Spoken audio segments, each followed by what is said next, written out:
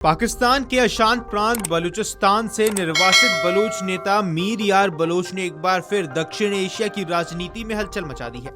मीर यार बलोच ने भारत के विदेश मंत्री डॉक्टर एस जयशंकर को खुला पत्र लिखते हुए न सिर्फ भारत और बलूचिस्तान के ऐतिहासिक रिश्तों की याद दिलाई बल्कि भारत से पाकिस्तान के खिलाफ निर्णायक भूमिका निभाने की खुली अपील की है।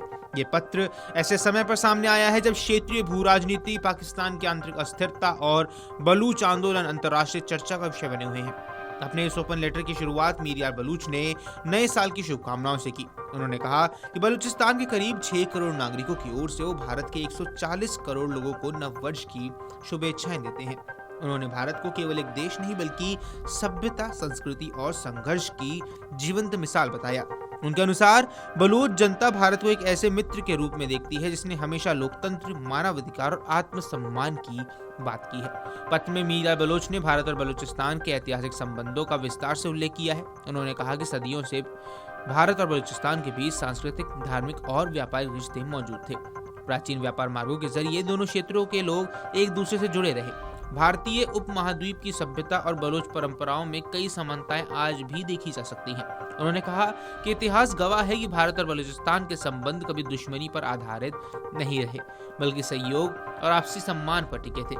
मीर यार बलोच ने अपने पत्र में पाकिस्तान पर तीखा हमला बोला है। उन्होंने आरोप लगाया कि पाकिस्तान ने बलूचिस्तान को जबरन अपने कब्जे में रखा हुआ है और दशकों से वहां के लोगों पर अत्याचार कर रहा है। उन्होंने कहा कि बलूचिस्तान के प्राकृतिक संसाधनों का दोहन किया गया लेकिन वहां के लोगों को गरीबी, हिंसा और दमन के अलावा कुछ नहीं मिला। उनका दावा है कि बलूच नागरिकों की आवाज को दबाने के लिए पाकिस्तान ने सैन्य कार्रवाई, जबरन गुमशुदगी और मानवाधिकार उल्लंघनों का सहारा लिया।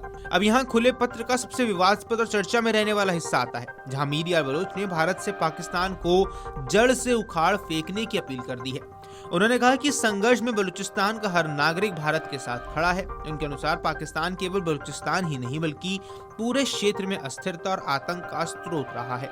उन्होंने आरोप लगाया कि पाकिस्तान की नीतियों ने दक्षिण एशिया में शांति की संभावनाओं को लगातार नुकसान पहुंचाया है। मीर यार बलोच ने आगे लिखा है कि अगर भारत बलूचिस्तान के मुद्दे पर खुलकर समर्थन करता है तो ये केवल बलूच जनता के लिए नहीं बल्कि पूरे क्षेत्र के लिए एक ऐतिहासिक कदम होगा। उन्होंने भारत से अपील की कि वह अंतर्राष्ट्रीय मंचों पर बलूचिस्तान में हो रहे मानवाधिकार उल्लंघनों को मजबूती से उठाए और बलूच लोगों को आवाज दे। उनके अनुसार ये समर्थन सिर्फ राजनीतिक नहीं बल्कि नैतिक जिम्मेदारी भी है।